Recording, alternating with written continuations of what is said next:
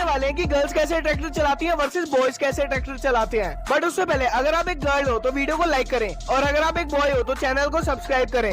नखरो बदामी जिहा रंग मारदी असी दिल नू किसे दा कदे होण नहीं दिता ओदे भोले जहे मुखड़े दी संग मार गई असी दिल नू किसे दा। अब बारी आती है बॉयज की।